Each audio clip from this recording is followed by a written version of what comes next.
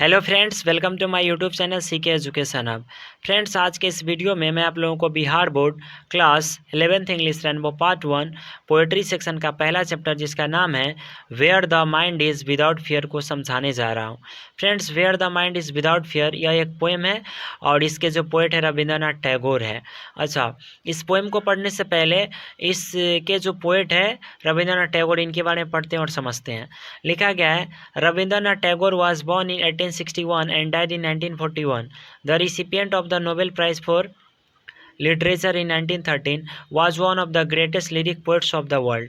आइए इसमें जो भी हार्ड वर्ड है उसके हिंदी को समझ लेते हैं। रिसिपिएंट मतलब होता है प्राप्तकर्ता। अच्छा, ग्रेटेस्ट मतलब होता है सबसे महान। इसमें वर्ल्ड मीन्स होता है संसार। और लिरिक पोइट्स का मतलब होता है वैसे पोइट जो कविताओं को गाते हैं और गाकर सुनाते हैं। देखिए, तो इसमें लिखा गया है रविंद्रनाथ टैगोर का जन्म 1861 में हुआ, इनकी मृत्यु 1941 में हुई और ये प्राप्तकर्ता थे नोबेल प्राइज़ को। और इनको नोबेल प्राइज़ मिला था 1913 में लिटरेचर के लिए, साहित्य के लिए। Was one of the greatest lyric poets of the world, ये संसार के सबसे महान लिरिक कवियों में से एक थे। He was also a noted dramatist, novelist, short story writer, philosopher, humanist, nation builder, and founder of an international university at Shanti Niketan.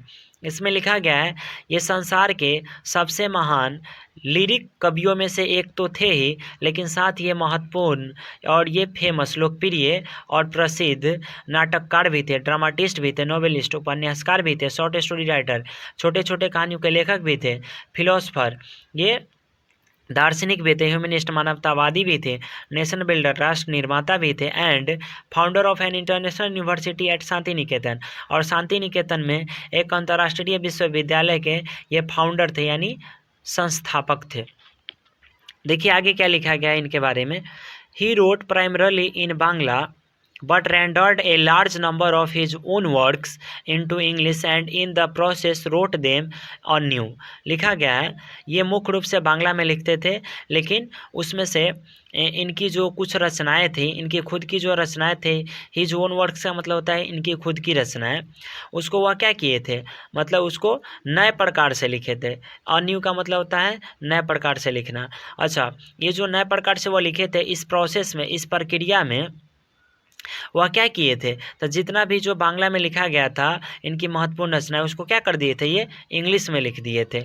आगे लिखा गया है, such works include Gitanjali, the crescent moon and the gardener.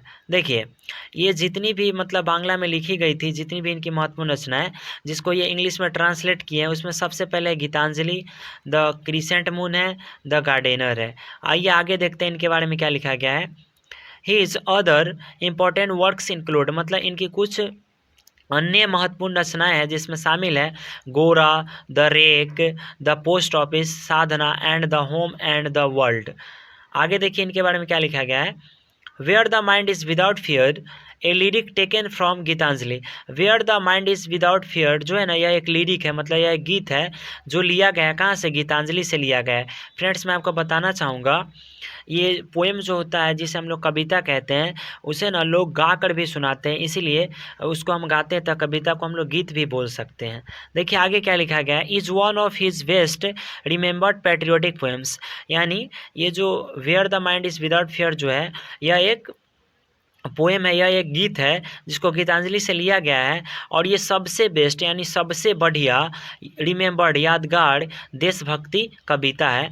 It is a prayer to God to awaken the country from darkness and slavery into a state of ideal freedom.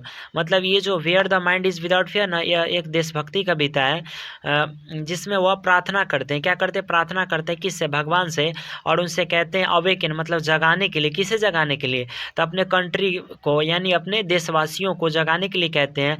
किस चीज़ से, तो हमारे जो देश के जो लोग थे वह अंधेरे में और गुलामी भरी जो ज़िंदगी था उसी में वो बंधे हुए थे, जकड़े हुए थे, उसी से लोगों को, गुलामी के जो जंजीर थे उससे आज़ाद कराने के लिए, लोगों को जगाने के लिए वह भगवान से क्या करते हैं, प्रार्थना करते हैं। किस चीज़ में जगाने के लिए और किस चीज़ में तब्दील करने के लिए, तो ideal freedom. Ideal freedom means होता है आदर्श स्वतंत्रता। आधा स्वतंत्रता की स्थिति में लोगों को जगाने के लिए और अपने देश को तब्दील करने के लिए ये भगवान से प्रार्थना करते हैं। The whole poem is a single complex sentence whose principal clause is the last line. इसमें लिखा गया है ये जो पूरी कविता है ना वह एक ही लाइन है, एक ही मतलब कॉम्प्लेक्स लाइन है, एक ही बहुत बड़ी लाइन है जिसका जो प्रिंसिपल क्लॉज है, जिसका जो मुख्य शब्दांश है वह इस कविता का लास्ट लाइन है, इस कविता की अंतिम पंक्ति है। फ्रेंड्स, ये रविंद्रनाथ टैगोर का इंट्रोडक्शन था। आइए अब इस पोएम को पढ़ते हैं, इसमें क्या लिखा गया है। इसमें लिखा गया where the mind is without fear and the head is held high where knowledge is free. इसमें लिखा गया है where the mind is without fear, मतलब ये भगवान से प्रार्थना करते हैं कि हे भगवान, आप मेरे कंट्री को, आप मेरे देश को ऐसा बना दो जहाँ पे किसी के मन में कोई फियर ना हो, कोई डर ना हो।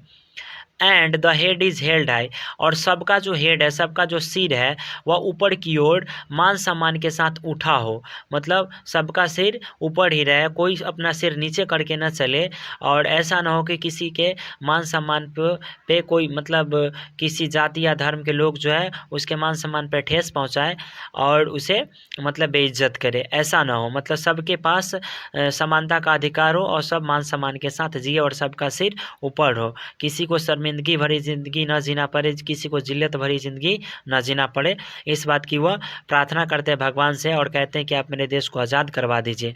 आगे वह कहते हैं वेयर नॉलेज इज़ फ्री, जहाँ पे ज्ञान एकदम फ्री हो, मतलब एकदम स्वतंत्र हो, मतलब नॉलेज पे, ज्ञान पे किसी का कोई मतलब प्रतिबंध न हो। जैसे में पहले के जो लोग थे मतलब जाति के आधार पे, भाषा के आधार पे, धर्म के आधार पे लोगों को पढ़ने नहीं देते थे और परेशान करते रहते थे। फ्रेंड्स, मैं आपको बताना चाहूँगा क्लास 12th में आप लोगों को पढ़ना भी है। पहला जो पोएम है आप लोग का क्लास 12th में, sweetest love I do not go, उसमें उसके जो पोएट हैं जॉन डन, वो मतलब एंग्लो कैथोलिक थे और एंग्लो कैथोलिक धर्म के होने की वजह से उनको ऑक्सफोर्ड यूनिवर्सिटी से निकाल दिया गया था और वो धर्म के चलते ही अपना डिग्री पूरा नहीं कर सके थे, अपना पढ़ाई पूरा नहीं कर सके थे। इसीलिए इसमें रविंद्रनाथ टैगोर प्रार्थना करते कि हे भगवान, आप मेरे कंट्री को ऐसा बना दो जहाँ पे नॉलेज फ्री हो, जहाँ पे किसी का कोई प्रतिबंध ना हो ज्ञान पे, नॉलेज पे। आगे वह कहते हैं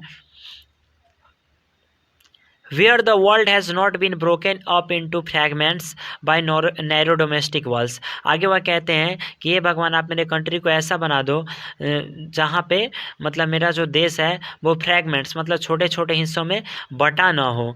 फ्रैगमेंट्स में होता है छोटे छोटे हिस्सों में बटना। अच्छा, बाय नैरो डोमेस्टिक वॉल्स, और इसका आधार ये नहीं होना चाहिए नैरो डोमेस्टिक वॉल्स।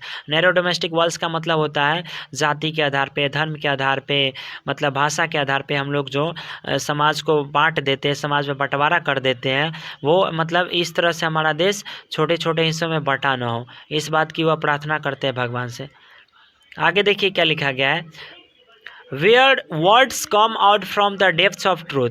इसका मतलब ये हुआ, वो भगवान से प्रार्थना करते कि हे भगवान, आप मेरे कंट्री को ऐसा बना दो जहाँ पे लोग सिर्फ सच बोले, झूठ ना बोले।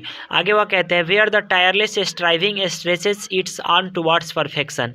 इसमें लिखा गया है वह भगवान से प्रार्थना करते कि हे भगवान, मेरे देश के जितने भी लोग हैं वो बिना थके और हार्ड वर्क करें, मतलब कठिन परिश्रम करें और हमेशा आगे बढ़ते रहें, इट्स आर्म्स टुवर्ड्स परफेक्शन, और उनका जो हाथ है ना वो हमेशा मतलब काम करता रहे और वो मतलब अपना काम करते रहे और परफेक्शन को हासिल करे, मतलब सिद्धि को हासिल करे। जैसे में अगर कोई कारपेंटर है या कोई पेंटर है या कोई टीचर है तो मतलब वो अपने फील्ड में इतना मेहनत करे, मतलब बिना थके बिना हारे एकदम आगे बढ़ते रहे और मेहनत करता रहे, और वो जो जिस फील्ड में, जो जिस क्षेत्र में है उसी में वो किस चीज़ को हासिल करे, परफेक्शन को हासिल करे, यानी श्रेष्ठता को हासिल करे।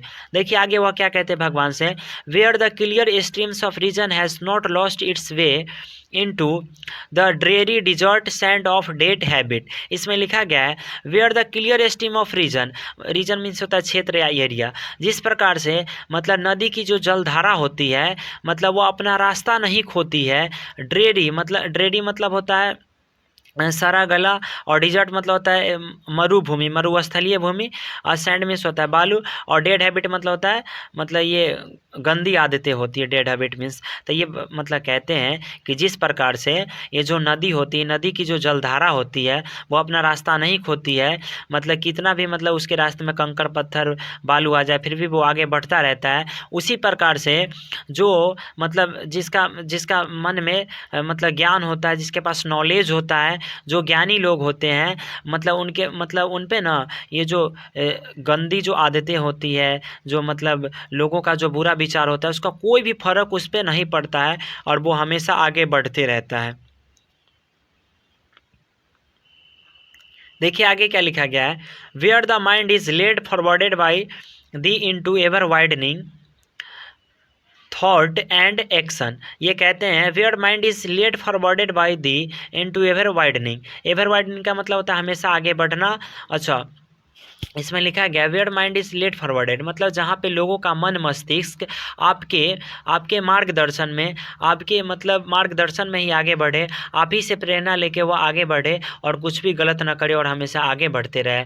इन to that heaven of freedom my father let my country awake. ये कहते हैं कि आप मेरे कंट्री को इस हेवन में, इस स्वर्ग में, तक किस स्वर्ग में, तक आज़ादी की स्वर्ग में, स्वतंत्रता की स्वर्ग में, माई फादर मेरे पिता, मेरे परमेश्वर, लेट माई कंट्री अवेक, आप मेरे लोगों को, आप मेरे देशवासियों को जगा दो और आप मेरे कंट्री को, आप मेरे देश को मतलब ये स्वतंत्रता की स्वर्ग में तब्दील कर दो। फ्रेंड्स, ये बहुत ही सुंदर देशभक्ति कविता था, इसको मैं समझाया हूँ। इसमें कोई ऐसा वर्ड होगा जो आपको समझ में नहीं आया होगा, कोई ऐसा जानकारी होगा जो मेरे द्वारा दिया गया होगा आपको समझ में नहीं आया होगा, तो आप मुझे कमेंट करेंगे और मैं आपका उसका जो भी क्वेश्चन रहेगा उसका मैं जवाब दूंगा। अगर आपको ये मेरी वीडियो अच्छी लगी होगी तो आप मेरे इस वीडियो को लाइक करेंगे, कमेंट करेंगे और अपने दोस्तों के साथ शेयर भी करेंगे। ठीक है फ्रेंड्स, मेरे वीडियो को देखने के लिए धन्यवाद। मिलते हैं इसी तरह के कोई दूसरे नए इंपॉर्टेंट वीडियो के साथ।